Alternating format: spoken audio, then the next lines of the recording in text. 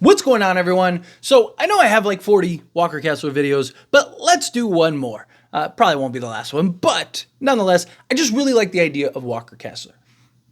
I like the idea of Walker Kessler because of now, right? He's a player that can come in and immediately make an impact, right? He's a guy that can come in, give you, a double-double or pretty close, right? He's already pretty close to a double-double. I do think with the Lakers playing alongside LeBron, playing alongside D'Lo, playing alongside Reeves and AD, I do think he can be more impactful. I do think, slotted in a specific role, he can go get you that double-double, right? If he can give you 10 and 10 off the bench every night, give you 1.5, 2 blocks a game, slot alongside Anthony Davis, good luck, right? Like, that's great. I do think he's a player and a piece that can really kind of move the needle for the Lakers. But it's also just how cheap he is. Now, asset-wise, he might not be cheap. We'll see how that develops. But he is, player-wise, like contract-wise, incredibly cheap. I mean, you could swap one of our vet minimum guys. You could swap Jackson Hayes, and boom, there you go. There's an expiring contract. Clear off some salary next season for you guys. We get Walker Kessler. Obviously, you're going to have to throw in other assets.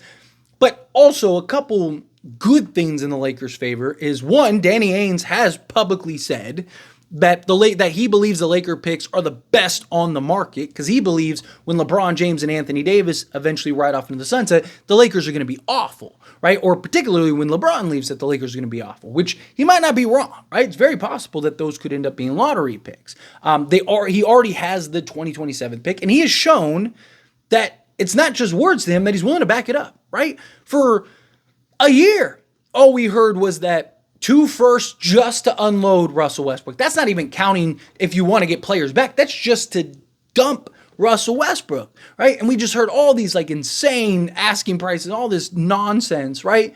And then, lo and behold, Danny Ainge goes, tell you what, I'll do it for a protected first. I'll also give you Jared Vanderbilt. I'll give you Malik Beasley, right? And I'll help you go get D'Angelo Russell.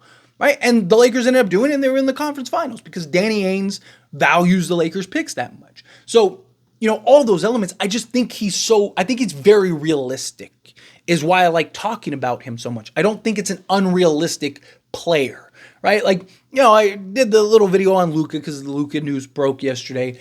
To me, I think that that's a little unrealistic.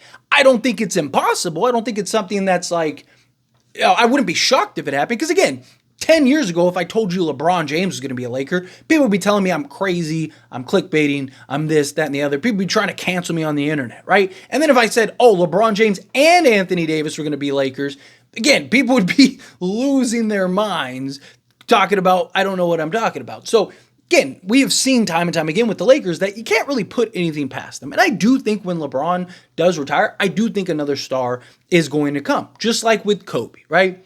Kobe retires. Everyone's like, that was it. Lakers in. The reign is over. You're never getting another star. Blah, blah, blah, blah, blah. And 2 years later, LeBron James shows up and then followed that up with Anthony Davis, right? So, again, it's still the Lakers, right? But to me, I do think that some things are a little we'll talk about it if it actually becomes something, right? Whereas Walker, I think, is actually becoming something. I think it's something that can be. We got the reports that the Utah Jazz don't really see Walker Kessler as a future piece. Danny Ainge is very known to just trade those guys. Now, he's not going to just give Walker Kessler away, but I do think that Walker Kessler could kind of be the first domino for the Lakers, right? And I also think it would put more pressure on other teams. So it's why I kind of like the idea of just going and getting Walker Kessler now, because I don't think you'll have to give up both firsts. And if you did, I wouldn't personally. I like Walker Kessler probably more than most, and probably more than any other target not named Zach LaVine. I still believe Zach LaVine gives us the biggest ceiling raiser, but I do think Walker Kessler, given all the factors and elements, I do think would be another ceiling raiser. But the second reason I like Walker Kessler so much is he won't only help now, he'll help for the foreseeable future, right? Now you got your center for the next 10 plus years. He's shown the ability to score and rebound. He definitely can defend and block shots. He's shown the ability to stretch the floor a little bit. He's shown the ability to make plays out of the post and find the open man and the open shooter when the defense collapses. All the little things that you want to see. Is he a project? Are you going to have to develop him? Of course, right? He's like, what, 23 or just turned 23, right? So he's still very young, right? He's young enough to have been drafted in this year's draft. He's younger than Dalton Knecht, if I'm not mistaken, by a couple months. So again, like, now you got your future piece that's already proven in the NBA, has already kind of been battle tested a little bit. And now you have that piece that can slot in alongside Anthony Davis, back up Anthony Davis, however you need to go about it, right? I do think he can be a real factor. So I like the idea of both him now and the long term. But I also think, one, you take pressure off of yourself, that being the Lakers, and getting a deal done, right? You get that first domino, and it's like, look, see, we told you we want to do a trade. We told you if something's there, we'll get it done. This developed, we were able to get that done. And it would also signal to other teams, okay, the Lakers don't have what they had, a week ago, right? So, for example, Portland wants both firsts still for Jeremy Grant. Jeremy Grant's not worth both firsts. The Lakers aren't going to give up both firsts, but the Lakers still currently have both firsts. So if you're Portland, you're looking at it as like, hey, we want both firsts. You have two firsts, we want them, right? But now if the Lakers end up pulling off a trade for Walker Kessler, now that puts pressure on Portland, because now it's like, hey, now we don't have two firsts, and we have several of these other teams that have players that we're interested in, and if any of them are willing to drop their price on a first, we're going to just take that one first we have and go do it, right? So now you put pressure on Portland, you put pressure on Brooklyn, you put pressure on these teams to go, man, we could end up being stuck with this guy, right? Portland wants to get rid of Jeremy Grant. They don't want to go into training camp and particularly the season with Jeremy Grant. They want to unload him. It's why I think his asking price will drop once we get closer to training camp. But if you get Walker Kessler, let's say you remove the protections on the first that they have, right? You add another first, and then you throw in, hey, pick one of the young guys not named Max Christie and not named Dalton Knecht. And, maybe you give up, a Maxwell Lewis or something like that, right? And then boom, there you go. You swap, boom, and we're good, right? I think you'd have to throw in a little more, but you get my point, right? Like, here's a young guy, young wing that you can grow and develop, right? You have plenty of big men. You have plenty of guards, right? Do all that. Also, maybe you could get like a Colin Sexton in the deal. I don't hate the idea of taking a Colin Sexton. I've talked about this before, right? Because Colin Sexton, yes, is very similar to D'Lo, but he gives you more athleticism, and when he's locked in on the defense side and really focused, he's better defensively. He actually is very good defensively when he's actually engaged, locked in, and focused. Problem is getting him to consistently do that. But if he's slotted alongside like a Jared Vanderbilt and Anthony Davis, he might pick it up more on the defense side. Plus, if he's not as responsible offensively, he could pick it up maybe on the defensive side. So I don't hate the idea of Colin Sexton. Obviously, if they want a first or whatever for Colin Sexton, then no, you're crazy, right? You'd be doing them a favor. So if you could swap like D'Lo because the problem is if you trade D'Lo, you need to replace him, right? Now, I still really like the idea of Bruce Brown. And I mean, technically, you could get Walker Kessler, Bruce Brown, and a Jeremy Grant or a Cam Johnson, and that'd be chef kiss to me. Let's go win an NBA championship, right? At that point, you're just looking for health. But I don't like if you can't get a Bruce Brown. I don't hate the idea of getting a Colin Sexton. It's like, hey, we're clearing salary off your books for you the following season, right? Opens up some stuff. Boom, give us Walker Kessler. We'll even take on Colin Sexton in the deal. Like I said, give you an unprotected first, remove the protections on the other one. Let's get that deal done. So now at least you have some more athleticism out on the perimeter. Still get, a 40% three-point shooter. Get a guy that can apply rim pressure, score the basketball, right? Their stats are very similar, right? So I do think that Colin Sexton can kind of fill in that role, fill in that gap.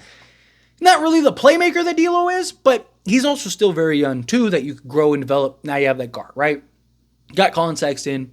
Boom, you got Walker Kessler. But again, now you're putting pressure on teams. Like, hey, we just got rid of D'Lo, right? We got Colin Sexton now. We got Walker Kessler. We don't really need a trade no more. Well, we'd like to. We'd love to have a trade. We'd love to have Jeremy Grant still. But, hey, we're more than happy to see what we can do with these two guys. See what those two upgrades do for us, right? Maybe touch base at the trade deadline. How badly do you want to unload Jeremy Grant? How badly do you want to unload Walker Kessler?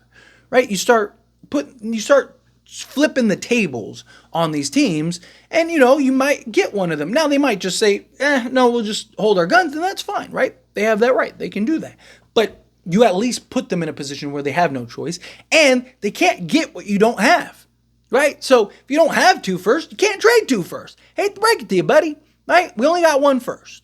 And if Brooklyn goes, hey, we'll give you Cam Johnson for the first, then guess what?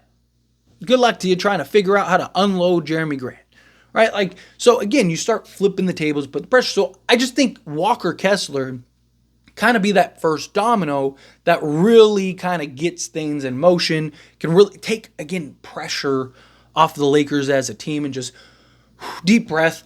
I still think Jeremy, if the Lakers are to do a trade, period, just any type of trade, I do think it is Jeremy Grant.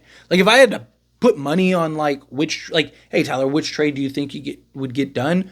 I do think it's Jeremy Grant. I'd be like, here, take my money type thing. Just because I think Portland, as we get closer to training camp, are going to drop their asking price, right? Everyone's asking price is high in the beginning. But I think once they start getting pressure and it's do we really want to go with Jeremy Grant into the season, right? Do we really want to, what if the Lakers end up doing something? All right, now we're stuck with Jeremy Grant type thing. Let's just take what we can get type thing, get off of his money, all that stuff, right? Maybe you're working on a third team, whatever, right? You could maybe change some stuff up. So, but I think Walker Kessler could maybe be that first domino. I do think he's very realistic, just given the news and information that we have, right? I think that's very realistic, and then again could kind of put the pressure on these other teams to hey, what do you want to do, right? Which I think can go a long way. But anyway, as always, this is a discussion. I pass a question on you. Let me know your thoughts and opinions down in the comments below. What do you think? What are your thoughts? Do you agree with me? Do you disagree with me? Are you somewhere in between? I like the idea of Walker Kessler. Do you think, yeah, Walker Kessler? Again, I don't want just Walker Kessler. If the Lakers just get Walker Kessler, I think it makes us a little better, but I don't think it makes us enough to where it really matters. You get Walker Kessler, and now we're talking. Favorite would be Walker Kessler and Zach LaVine. Just saying. And you'd get to keep whatever picks you don't have to trade in the Walker Kessler trade. I would go get Walker Kessler first. And then that way, whatever you have left, you can keep. And then go get Zach LaVine because you don't have to give up any picks or anything.